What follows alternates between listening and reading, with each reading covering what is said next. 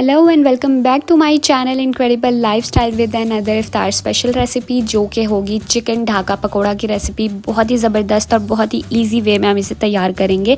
तो चलिए जल्दी से बनाना स्टार्ट करते हैं। मैंने चिकन ब्रेस्ट पीसेस लिए हैं, उनको इस तरह से लंबे लंबे स्ट्रिप्स में कट कर लिया है।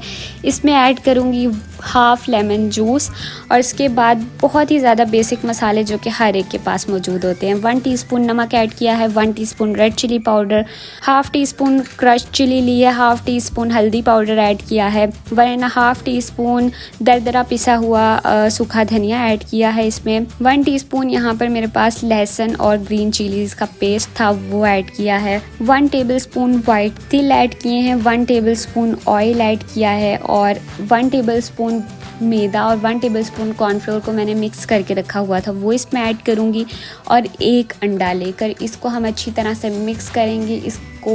इस मैरिनेशन में चिकन को अच्छी तरह से कोट कर देंगे और इसे छोड़ देंगे तकरीबन आधे से पौने घंटे के लिए। और उसके बाद अब हम इसे फ्राई करेंगे। तो फ्राई करने के लिए ऑयल हमने बिल्कुल लो फ्लेम पर गर्म करना है और बिल्कुल हल्का सा गर्म ऑयल में ही हमने इसे डाल देना है चिकन को।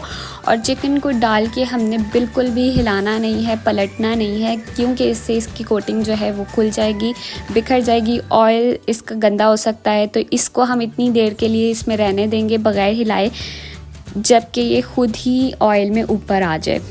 तो तकरीबन 4 से 5 मिनट लगेंगे और इस तरह से ये चिकन जो है वो खुद ऑयल में ऊपर आना शुरू हो जाएगी। अब हम इसको पलट लेंगे और दूसरी साइड से पकाएंगे। तो यहाँ पर देख लीजिए आप कि इसकी कोटिंग बिल्कुल भी ख़राब नहीं हुई। और जब दोनों तरफ से ये अच्छे सा गोल्डन ब्राउन कलर इस पर आ जाए तो अब हम इसे निकाल लेंगे।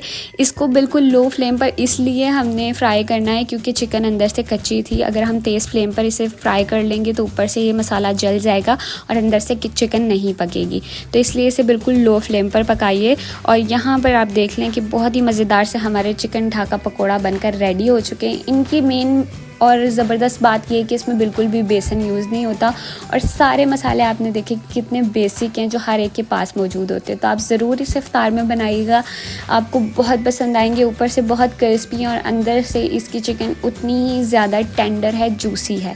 तो ज़रूर बनाइए, एंजॉय कीजिए, हमें फ़ीडबैक देना बिल्कुल ना भूलिए। मिलती हूँ आपसे नेक्स्ट वीडियो में। Till then guys, bye bye.